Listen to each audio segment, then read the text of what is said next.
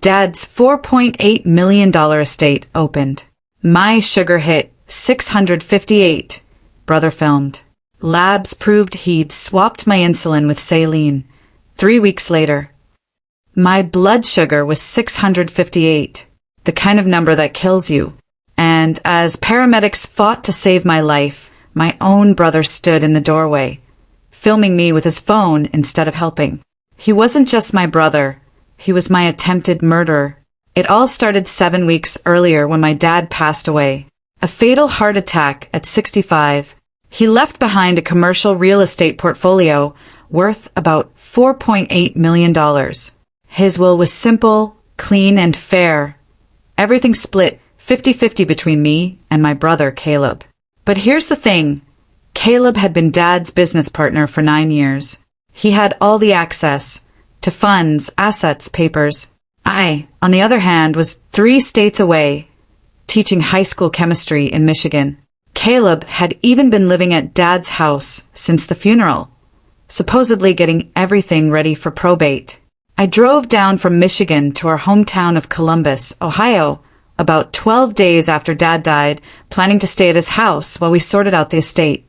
And that's when my diabetes, something I'd managed meticulously for over a decade, started going completely haywire.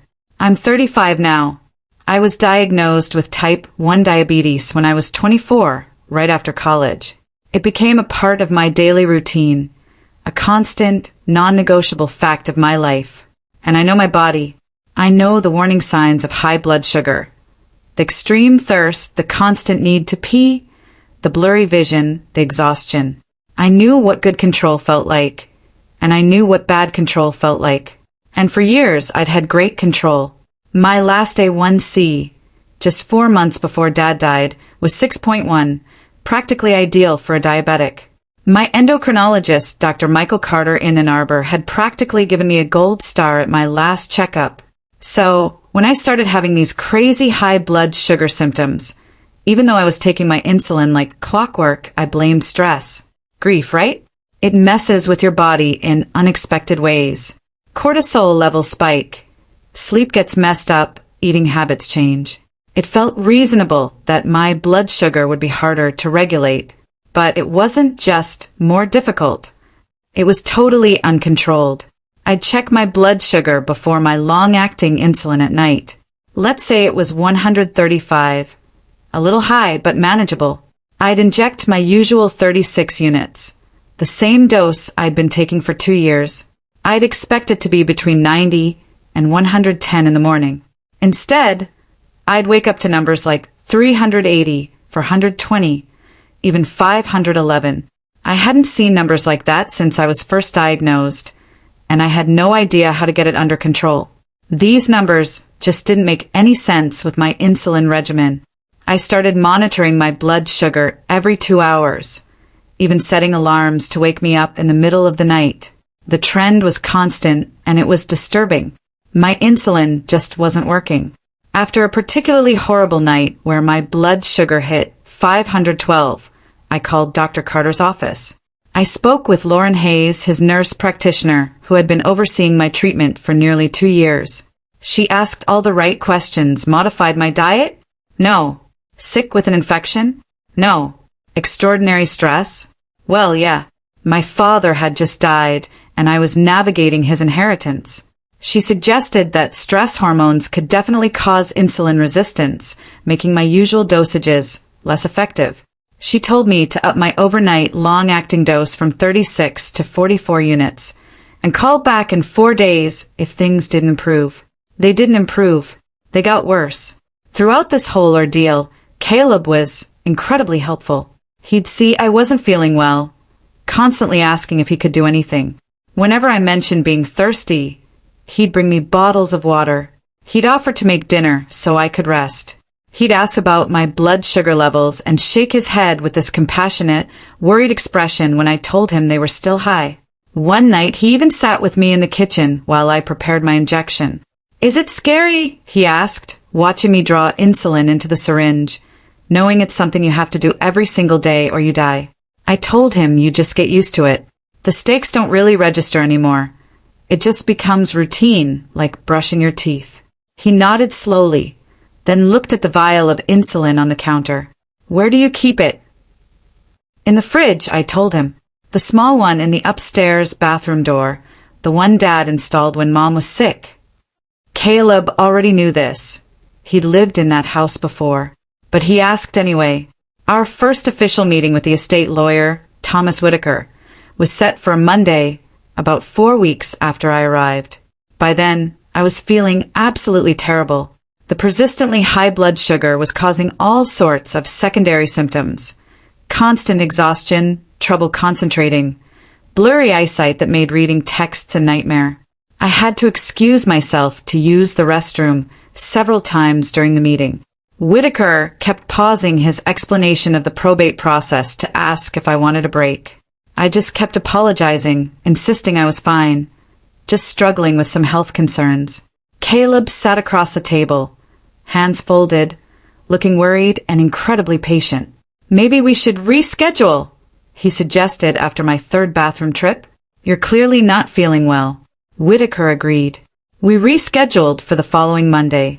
I left that meeting feeling utterly ashamed and irritated.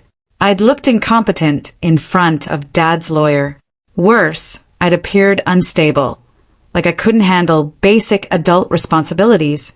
That evening, I upped my insulin dosage again, without calling Dr. Carter's office first. I took 58 units instead of 44. It was foolish, even dangerous, to make such a big jump without medical supervision, but I was desperate. I needed to get my blood sugar under control before our next appointment.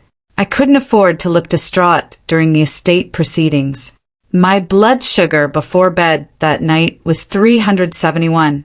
The next morning, 552, I had taken 58 units of long-acting insulin, and my blood sugar had gone up by 181 points. That's not how insulin works. That's not how any of this works. Something was profoundly wrong, something beyond stress, grief, or insulin resistance.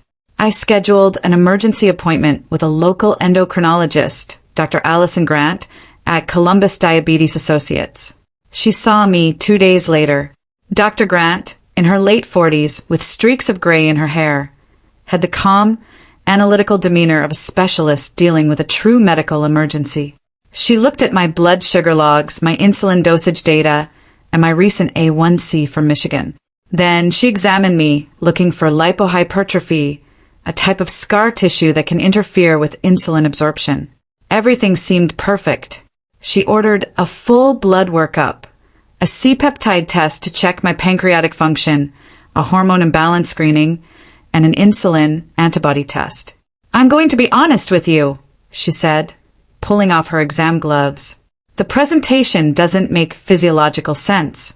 You should be responding to these insulin dosages. We need to find out why you aren't." The blood test results came back within 36 hours. Everything was normal. My pancreas wasn't making insulin, as expected for type 1 diabetes. My thyroid was fine. No infection, no hormonal imbalance, no insulin antibodies. Dr. Grant called me personally to explain the findings.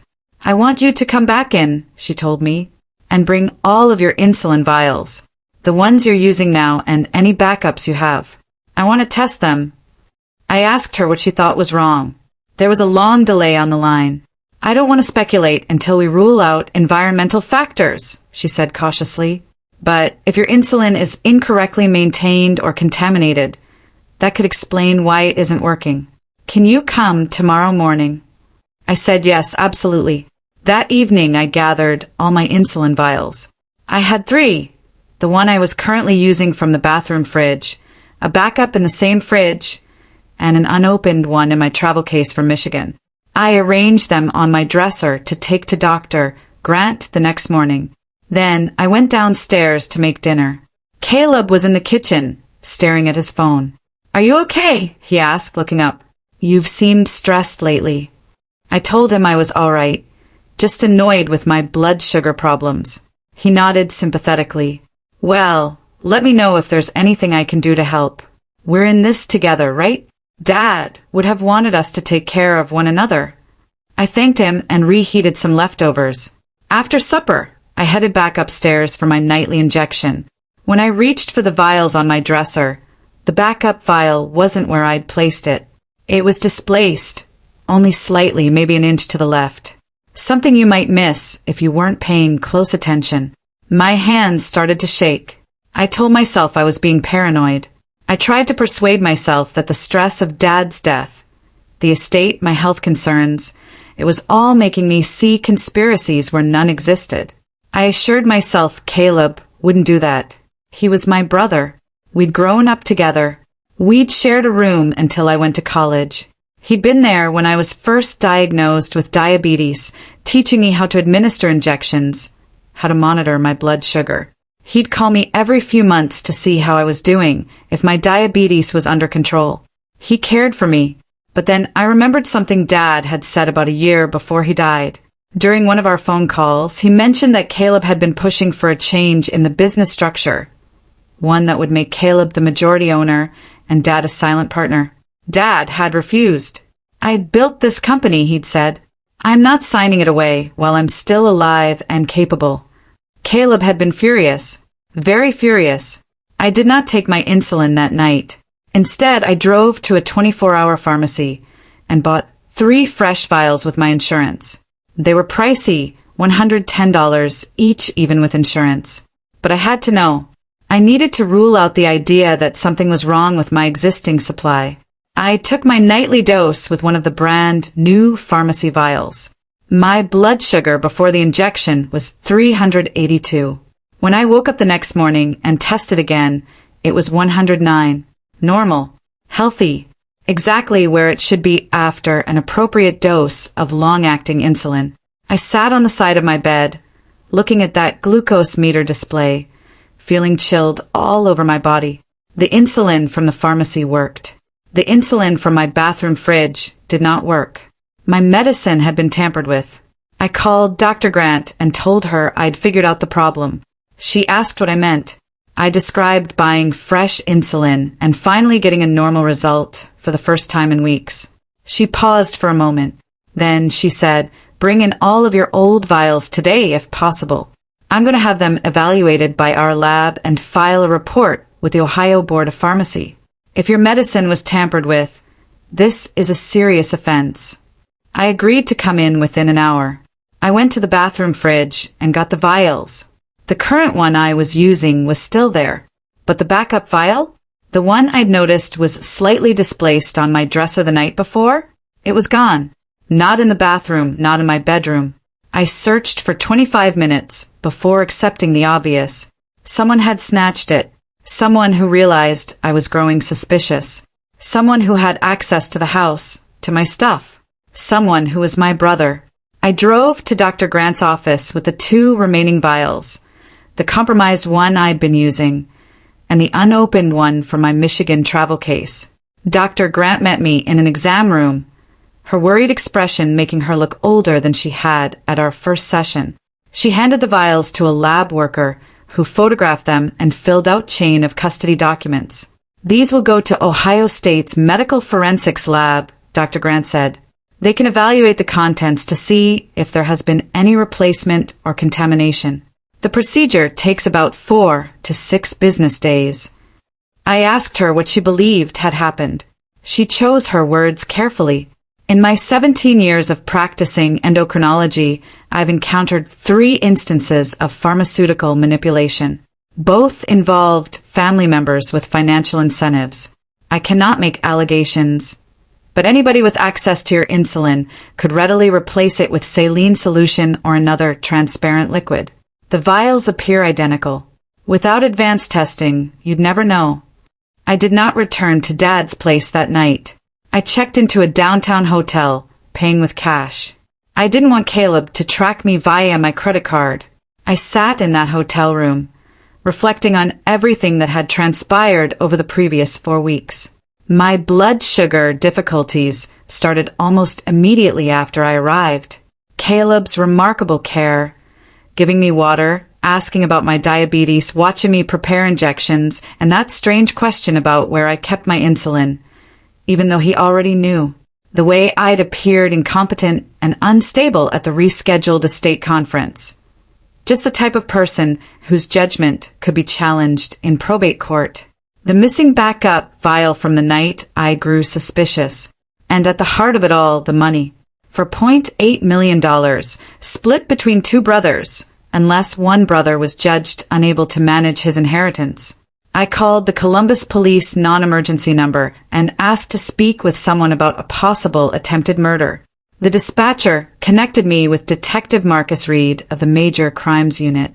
Reed, a veteran of 21 years with CPD, was in his mid-40s with graying hair and sad eyes, the kind that had seen too many betrayals within families.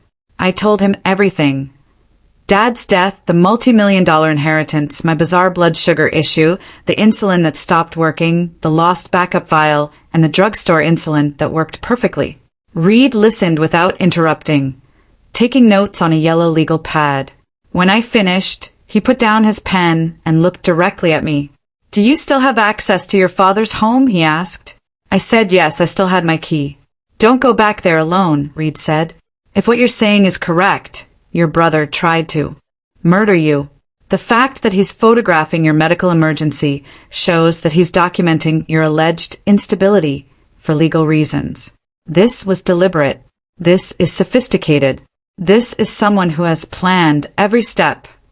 Detective Reed assigned Officer Nolan Park to accompany me back to the residence to collect my possessions and any evidence. Park was younger, maybe early 30s, with an intense focus that made you feel both safe and a little apprehensive. We arrived at the house around 10:30 a.m. on a Friday. Caleb's car was gone. I let us in with my key and went straight upstairs to the bathroom. The insulin vial I had been using was still inside the refrigerator door. Park photographed it in place before carefully bagging it as evidence, filming the entire process with his body camera. Next, we searched my bedroom.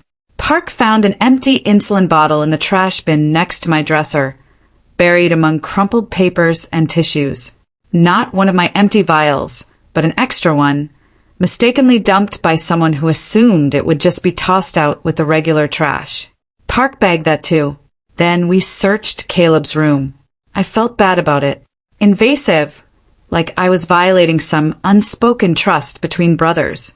But Park was thorough and professional, inspecting drawers and closets with trained precision.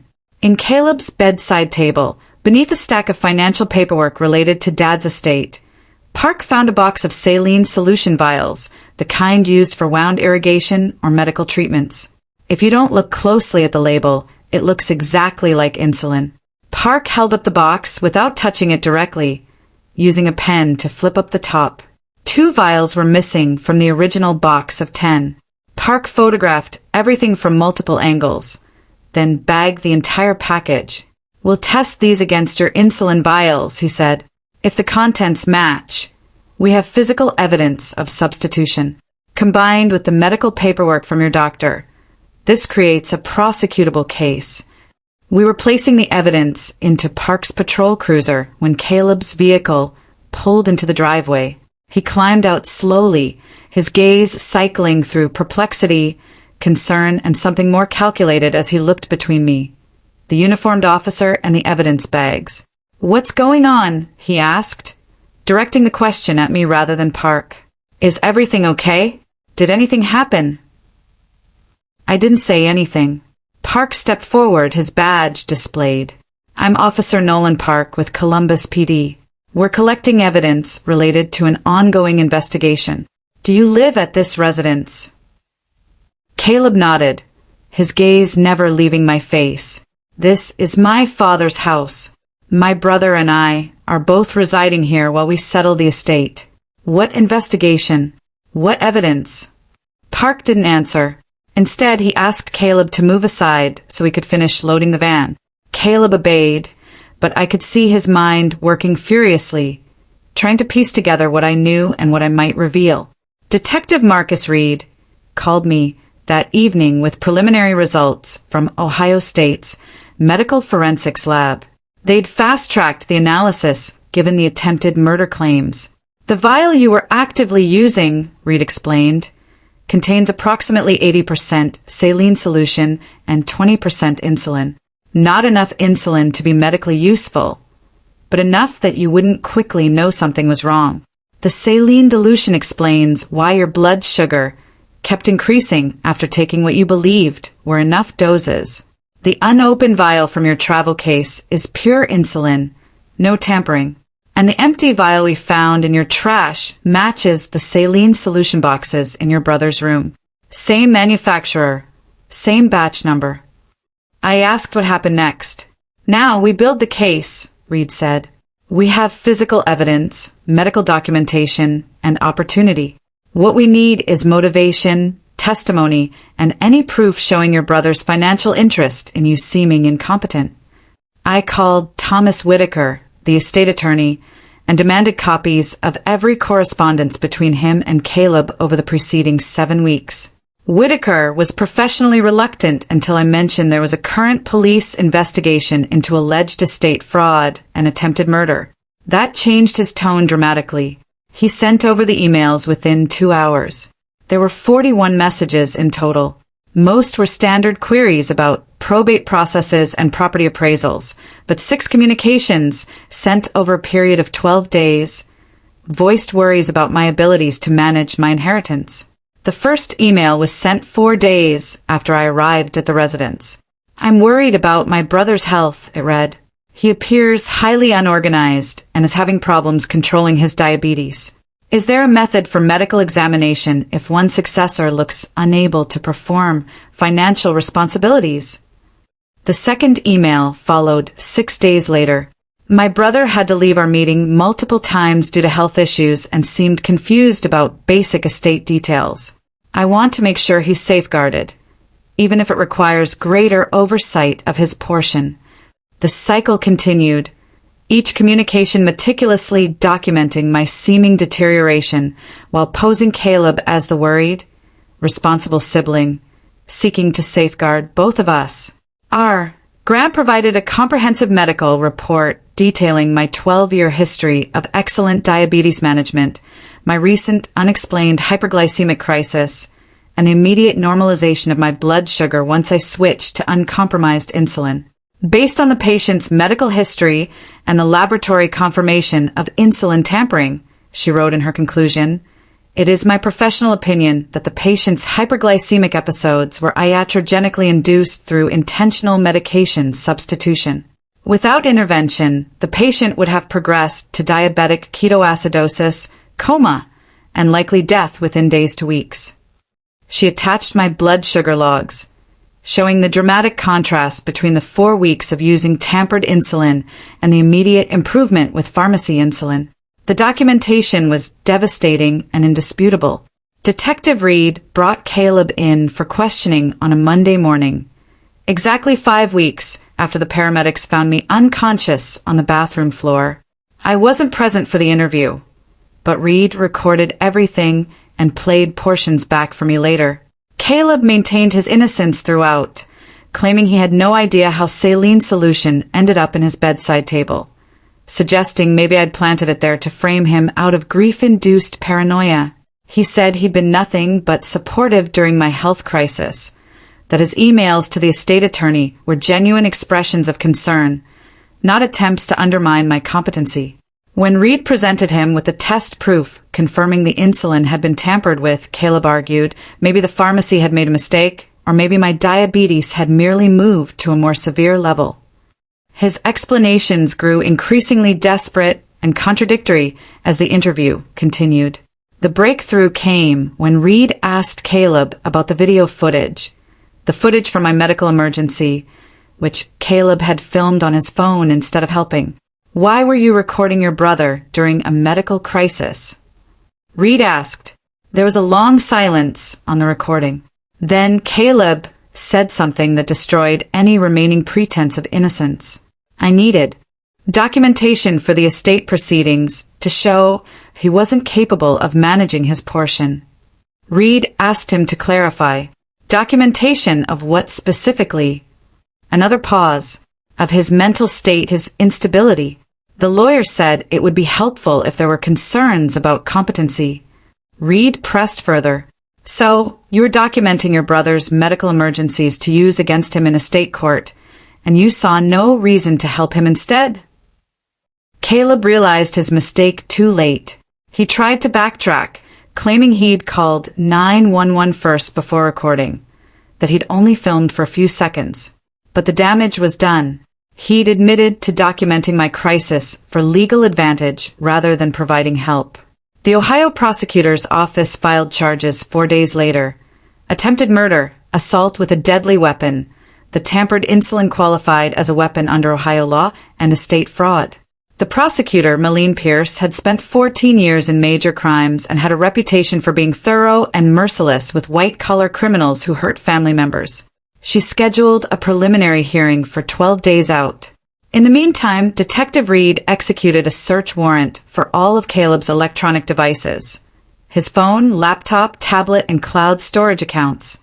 The digital forensics team found things that made the case even worse. Caleb had researched insulin tampering methods for weeks before Dad died. He'd visited forums discussing how to induce diabetic crises without being detected. He'd researched estate competency laws and medical conservatorship procedures. He'd even calculated how long it would take for sustained hyperglycemia to cause permanent organ damage or death. Every search, every calculation, every research query had been saved in his browser history like a roadmap of premeditated attempted murder. But the most damaging evidence came from Caleb's text messages with his girlfriend, someone named Rebecca Dalton, who worked in medical billing at a local hospital. The messages went back 7 months, to before Dad's death. In them, Caleb complained about having to share the estate 50-50 when he'd done all the work building Dad's business. He wrote things like, "Why should he get half when he's been gone for years? There has to be a way to contest the will." Rebecca had apparently suggested using my diabetes against me. Doesn't he have to take insulin every day? What if something happened with that? Like if he seemed really sick or unstable? Caleb's response, "That's genius. If he can't manage his own health, how can he manage millions of dollars?"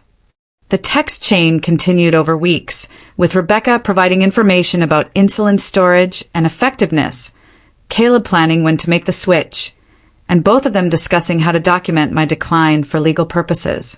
The preliminary hearing was brief and brutal. Prosecutor Pierce presented the physical evidence, the medical documentation, the text messages, and the search history. Caleb's attorney, a public defender named Daniel Mercer, looked increasingly uncomfortable as the evidence mounted. He tried to argue that the case was circumstantial, that the text messages were taken out of context, that Caleb's research could have been motivated by genuine concern for my health. Judge Evelyn Hart, who'd been on the bench for 24 years and had presided over some of Ohio's most notorious family crime cases, wasn't buying it. "Counsel," she said, removing her glasses and addressing Mercer directly, "your client researched how to make someone diabetic appear unstable, purchased the materials to tamper with medication, had access to the victim's medication storage, exchanged texts planning this exact scenario, and filmed the resulting medical crisis instead of providing aid. At what point does this stop being circumstantial and start being a clear pattern of intentional harm?"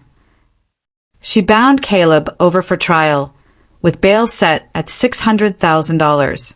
He couldn't make bail. He stayed in county lockup awaiting trial. The estate proceedings took a very different turn after the charges were filed. Thomas Whitaker filed a motion to pause probate pending the outcome of the criminal trial. Ohio has a slayer statute that prevents criminals from inheriting from their victims. And while Dad's death itself was natural causes, the argument was that Caleb's attempt to murder me for my inheritance disqualified him from benefiting from Dad's estate. Judge Hart agreed to pause the proceedings until the criminal case concluded. In the meantime, the court appointed a neutral third-party administrator to manage Dad's properties and accounts. I was relieved. I didn't want the money anymore. I just wanted to understand how my brother, someone I'd grown up with and trusted completely, could look at me and see nothing but an obstacle to wealth. The trial took place 5 months after my near-death experience. The prosecution's case was methodical and overwhelming. Dr. Grant testified about the medical impossibility of my blood sugar crisis occurring naturally given my history. Dr. Carter, my Michigan endocrinologist, testified via video about my years of excellent control. The Ohio State forensic chemist testified about the insulin dilution and saline substitution. Detective Reed testified about finding the empty vial in my trash and the saline boxes in Caleb's room. Officer Park testified about the evidence collection. The digital forensic specialist testified about Caleb's research history and text messages. And I testified about watching my brother film me during a medical emergency instead of helping, about the missing backup insulin vial, about realizing someone I loved had spent weeks systematically poisoning me. Caleb's defense was weak and desperate. Attorney Mercer tried to argue that Rebecca Dalton had been the mastermind, that she'd manipulated Caleb into this scheme, that he'd just been going along with her suggestions without really understanding the consequences. The jury didn't buy it. Caleb was 37 years old, a successful businessman who'd co-managed a multi-million-dollar real estate portfolio. He wasn't some naive victim led astray by a girlfriend. The text messages showed him actively planning, researching, and executing the medication tampering. Rebecca was charged separately as an accomplice and took a plea deal, agreeing to testify against Caleb in exchange for a reduced sentence. Her testimony was devastating. She described how Caleb had asked her for advice about making someone look medically unreliable, how he'd specifically mentioned my diabetes as a vulnerability, how he'd laughed about me getting sicker while he documented everything for the estate case. The jury deliberated for under 2 hours. Guilty on all counts: attempted murder in the first degree, assault with a deadly weapon, estate fraud. Judge Evelyn Hart scheduled sentencing for 12 days later. When that day came, she delivered a statement that I'll remember for the rest of my life. "Mr. Parker," she said, addressing Caleb directly as he stood in his orange jumpsuit and restraints. "You looked at your brother and saw only money. You took his trust, his love, and his medical vulnerability and weaponized them in service of greed. You researched how to kill him slowly enough that it would look like natural causes or medical mismanagement. You documented his suffering, not to help, but to use. Helped me through my diabetes diagnosis, learning about the disease alongside me so he could understand what I was dealing with. Or maybe that was research, too. Maybe he was always calculating, always looking for advantages, always seeing relationships as transactions. I'll never know which memories were real and which were strategy." Judge Hart's words come back to me often. "You looked at your brother and saw only money." That's what haunts me most. Not the physical danger, not even the betrayal itself, but the reduction of everything we'd been to each other down to a dollar amount. $2.4 million to be exact. That's what my half of the estate was worth. That's what Caleb decided was worth watching me die. The math is simple and horrifying. My life, my trust, our shared childhood, our father's love for both of us, all of it calculated and found less valuable than money. You can't come back from understanding that. You can't unknow that equation. I still have the glucometer reading from that first morning after using the pharmacy insulin. 109, normal, safe. Proof that my body wasn't failing, that my diabetes hadn't suddenly become uncontrollable, that the crisis was manufactured. I kept the printout in a drawer for months, looking at it sometimes when I needed to remind myself that I wasn't crazy, that my suspicions had been justified, that the person who tried to kill me was actually in prison for it and not walking around free.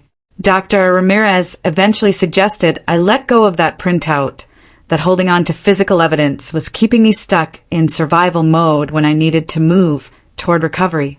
I threw it away, but I still remember the number, 109, the proof that saved my life. The criminal case made local news, but never went national. Ohio teachers didn't recognize my name or my story when I returned to Michigan. I was grateful for that anonymity. I could rebuild my life without carrying the label of that guy whose brother tried to kill him for inheritance money. My students know me as someone who explains molecular bonds with enthusiasm and occasionally brings in donuts for the class. My neighbors know me as the quiet guy in Unit 4C who's pleasant in the elevator and always sorts his recycling correctly. My therapist knows the full story, and a few close friends know the outline. But most of my world is built on normal interactions that have nothing to do with attempted murder or family betrayal or estate fraud. That normality is precious and hard-won. There are good days now. Days where I don't think about Caleb or the tampered insulin or the paramedics finding me on the bathroom floor. Days where my diabetes is just a manageable, chronic condition, rather than a weapon someone used against me. Days where I can enjoy teaching chemistry without the irony of explaining how molecules interact while remembering that someone used molecular manipulation to try to kill me. Those days are increasing in frequency. And Dr. Ramirez says that's the definition of healing. Not forgetting what happened, but reducing how much space it takes up in your daily existence. I'm working on that. Some days are easier than others. I keep Dad's watch, the one Mom gave him on their 20th anniversary. Caleb hadn't wanted it during the estate division because it wasn't worth much monetarily. Just a regular Seiko with a leather band, worn from years of daily use. But it was Dad's, and wearing it makes me feel connected to the parent who loved both of his sons and never imagined one would try to murder the other. Sometimes I wonder what Dad would say if he knew what happened. Whether he'd understand how money corrupted Caleb. Whether he'd blame himself for building an estate valuable enough to kill for. Whether he'd forgive either of us. Me for surviving and keeping everything. Caleb for attempting murder and losing everything. I'll never know. Dad died thinking his sons would take care of each other after he was gone. Instead, one of us tried to kill the other before the funeral flowers had wilted. I got a letter from Caleb 2 months ago. The prison screened it and forwarded it to my attorney first. Protocol for contact between criminals and their victims. The letter was 2 pages handwritten, full of apologies and regrets and explanations that didn't really explain anything. He wrote about the moment he decided to tamper with my insulin. How he'd convinced himself it was just to make me look unreliable for a few weeks, not to actually kill me. How things had spiraled beyond his original intent. How he wished he could take it back. How he understood if I never forgave him. How he hoped I was doing okay and managing my diabetes well. The cognitive dissonance of that last line, hoping I'm managing the disease he'd weaponized against me, would be funny if it wasn't so tragic. My attorney asked if I wanted to respond. I said no. What would I even say? Some betrayals are too profound for communication to bridge. Next month marks 4 years since the night I woke up on the bathroom floor with my blood sugar at 658. For years since my brother filmed my near death instead of helping.